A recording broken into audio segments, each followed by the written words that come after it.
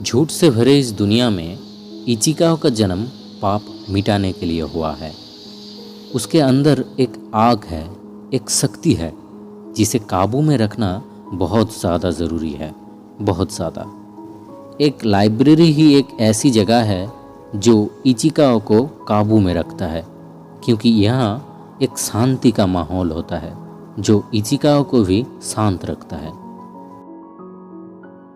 लेकिन इस शांति भरे माहौल में भी एक घुसपैठिया आया है जिसे मिटाना बहुत बहुत ज़्यादा ज़रूरी है। यामादा अन्ना, खूबसूरत हंसमुख चेहरा और एक अनपॉपुलर इनमेच्योर मॉडल भी, लेकिन उसके अंदर छुपे शैतान को इचिकावा अच्छे से पहचानता है।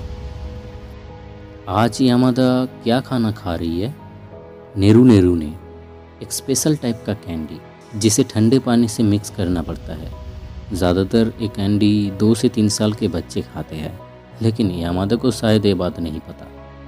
वो तो मज़े से पैकेट खोल रही है और इचिकावा ये सब देख के लाल पीला हो रहा था। अचानक यामादा उठ खड़ी होती है और उसे रियलाइज़ होता है कि वो तो पानी लाना ही भूल गई।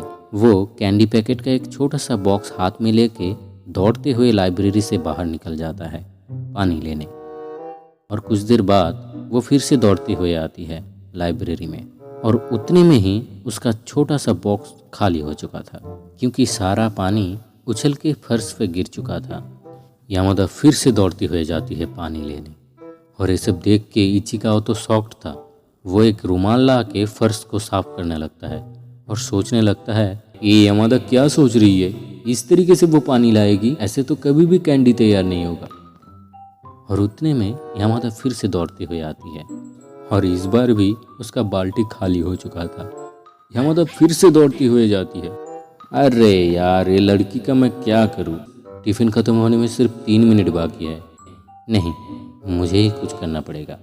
और ये सोच कर ही वो एकदम तेज़ी से फ्लैश की तरह दौड़ते हुए इकोनॉमिक्स रूम में जाता है और वहाँ से एक ग्लास लाता है। लेकिन आके वो देखता है यामादा अब पूरा कैंडी बॉक्स ही ला के नल से पानी भर रही थी। इचिकावा का फ्लैश बनना एकदम बेकार गया था। कैंडी बना के यामादा मज़े से खा रही थी और इचिकावा ग्लास लेके खड़ा था।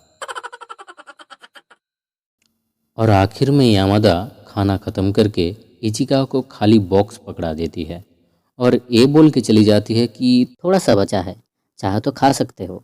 हाँ, इचिकावा बेचारा धरा का धरा रह जाता है। कोई नहीं, कोई नहीं, इस क्लास का इचिकावा यामादा को मारना जो चाहता है, ये सब तो सहना ही पड़ेगा मर्डर करने के लिए।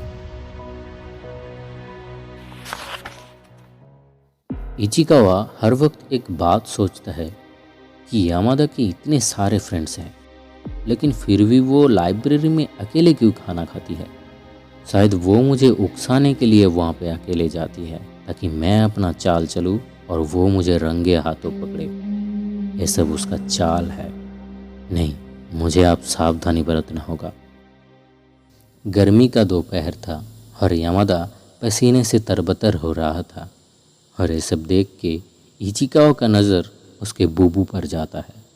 और तभी पीछे से वो सुनता है एक लड़का बोल रहा है, अरे भाई सुन तो, कुछ ही देर में उन लड़कियों का अंदर का चीज़ दिखने लगेगा, चलो उनके पास जाते हैं, अच्छे से देखेंगे। और ये सब सुन के इचिकाओ तो हैरान था। वो सोच रहा था, क्या रे, ये लड़का मेरा दिमाग पढ़ सकता है क्या? नहीं, मुझे इसे ये पाप करने से रोकना होगा। उतने में वो लड़का जाने लगता है कि तभी इचिकावा अपना कटर निकालने लगता है और वो लड़का इचिकावा की तरफ देखता है और इचिकावा का चेहरा देख के वो थोड़ा सा घबरा जाता है। और उतने में ही यामादा और उसके सारे फ्रेंड्स क्लास से बाहर चले जाते हैं। वो लड़का उदास होता है और एक पाप कर्म होने से रुक जाता है। इसे पुण्य कहते हैं जो इचिकावा ने अभी किया।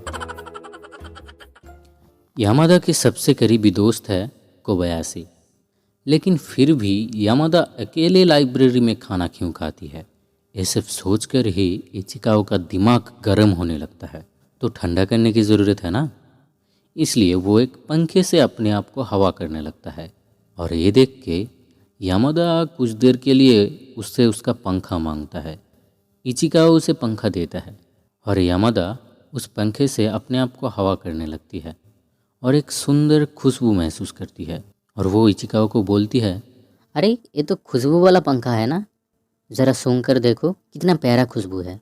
इचिकावा उसके करीब जाके पंखे को सूंघने लगता है और वो नोटिस करता है यामादा ने अंदर एक स्विम सूट पहना है।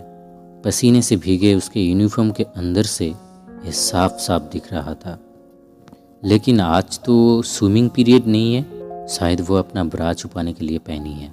इचिकावा ये सब दिल ही दिल में सोच रहा था और तभी यामादा का फ़ोन बजता है। वो कॉल रिसीव करती है। उस बार यामादा की फ्रेंड मोइको थी।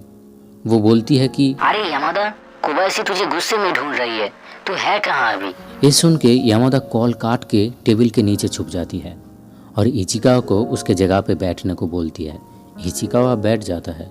कुछ देर में वहाँ पे कोबायाशी भी आ जाता है और आके इचिकावा को पूछती है, यामादा को तुमने कहीं पे देखा है क्या? इचिकावा ना बोलता है, लेकिन उसका लाल चेहरा देख के कोबायाशी सब कुछ समझ जाती है। वो भी आके इचिकावा के सामने बैठ जाती है। इचिकावा का दिल तो वो तेज़ी से धड़क रहा था। उसका इंजन भी गर्म होने लगता है। वो कैसे भी करके हतलाते हुए कोबायाशी को पूछता है कि क्या तुम कुछ खाना चाहोगी? कोबायाशी बोलती है, नो थैंक्स, मुझे एलर्जी है इन सब चीज़ों से, इसलिए मैं ये सब नहीं खाती। लेकिन यामादा को ये सब खाना बहुत पसंद है, लेकिन वो मेरे सामने ये सब कभी नहीं खाती। वो मुझसे छुपा के खाती है ताकि मुझे कभी भी बुरा फील ना हो। यामादा बहुत अच्छी लड़की है। कभी कभी तो मुझे उससे जलन होती है। वो खूबसूरत है, फैशनेबल है और जब वो मॉडलिंग करती है तब तो वो और भी कूल दिखती है। और ये सब बातें यामादा भी टेबल के नीचे से सब कुछ सुन रही थी। अचानक वो इचिकावा के थाई पे एक हाथ रखती है और इचिकावा का तो पूरा शरीर कांप जाता है। उसका इंजन अब गर्म हो चुका था।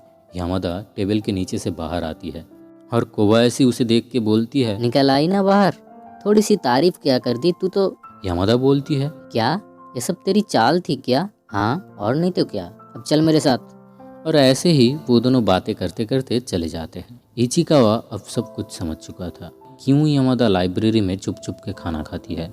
लेकिन अभी उसके इंजन को ठंडा करना बहुत ज़रूरी है, बहुत बहुत ज़्यादा ज़रूरी। इसलिए वो जल्दी जल्दी में दौड़ते हुए बाथरूम में घुस जाता है। इस हफ्ते स्कूल में सबसे बेकार और घटिया फेस्टिवल है कल्चरल फेस्टिवल।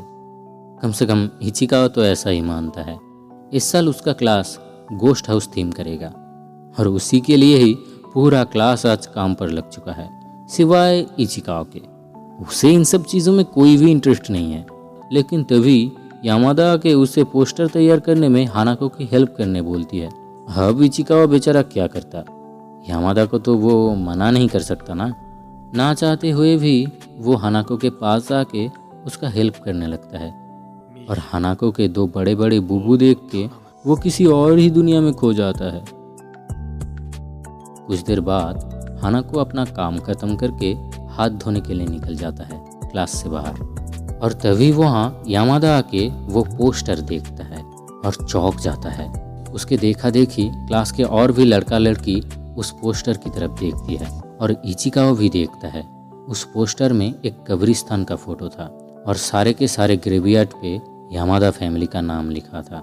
इचिकावा तो हैरान था ये सब देख के। वो सोच रहा था शायद हानाको दिल ही दिल में यामादा से नफरत करती है और उसे देख के जलती है, क्योंकि यामादा स्लिम और खूबसूरत जो है, इस वजह से ही शायद उसने ये सारी हरकतें की है। और तभी अचानक एक लड़का इचिकावा का कॉलर पकड़ लेता है और बोलता है, साले तेरी इतनी हिम्मत, तू ये सब हरकतें करेगा? क्यों किया ऐसा बोल? इचिकावा तो बोलने जा रहा था कि ये सब उसने नहीं किया, हानाको ने किया है ये सब। लेकिन वो ये सोच के थम जाता है कि शायद यामादा को ये सुन के बुरा लग सकता है कि उसके फ्रेंड ने ही ये सब हरकतें की है। आखिर में वो अपने ही सर सारी गलतियाँ लेता है और बोलता है, हाँ ये सब मैंने ही किया, क्योंकि मौत कोई बुरी चीज़ नहीं है। मौत तो शांति का दरवाज़ा होता है जिसका हर किसी को इंतज़ार होता है। और ये सुन के पूरा क्लास हैरान हो जाता है और तभी क्लास में हानाको वापस आती है और इतना हंगामा देख के वो कनाजाकी को पूछती है। क्या हुआ है यहाँ पे, कोई गड़बड़ है क्या? कनाजाकी बोलता है, इचिकावा ने सारे कब्रिस्तान के पोस्टर के ऊपर यामादा फैमिली का नाम लिख दिया है। ये सुन के हानाको बोलती है, नहीं, वो तो मैंने लिखा था। और उसकी वो बात सुन के यामादा हानाको की तरफ देखती है और हानाको बोलती है, ओ नहीं, सॉरी यामादा, मैंने तो बस ऐसे ही वो नाम लिख दिया था। तुम बुरा मत मानना प्लीज़, मैं अभी इसे मिटा देता हूँ। उसके बाद हानाको पेंट से वो सारे नाम मिटा देता है। यामादा इचिकावा के पास आके उसे सॉरी बोलता है और इचिकावा जैसे पिघल जाता है उसके मुंह से सॉरी सुन के।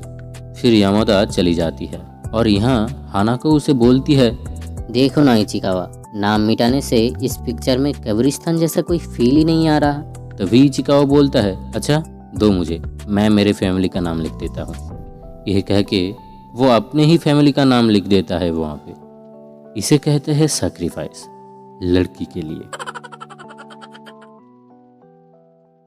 बस भाई बस, इससे आगे और नहीं। एपिसोड 1 इतना ज़्यादा मेहनत करके बनाया था, लेकिन वीडियो में व्यूज़ कितने आए? 86 व्यूज़। अब इसके बाद एपिसोड 2 बनाने का मोटिवेशन कहाँ से आएगा भाई? डिफरेंस आप एपिसोड 1 और एपिसोड 2 में देख ही सकते हो। ऐसा ही होता है अगर मोटिवेशन ना हो तो। बस मैं इस एनिमे को अब यहीं पे समाप्त करता हूँ। अगर रिस्पॉन्स अच्छा आए तो एपिसोड 3 ज़रूर बनाऊँगा। तब तक के लिए गुड बाय। चाहो तो सब्सक्राइब कर सकते हो।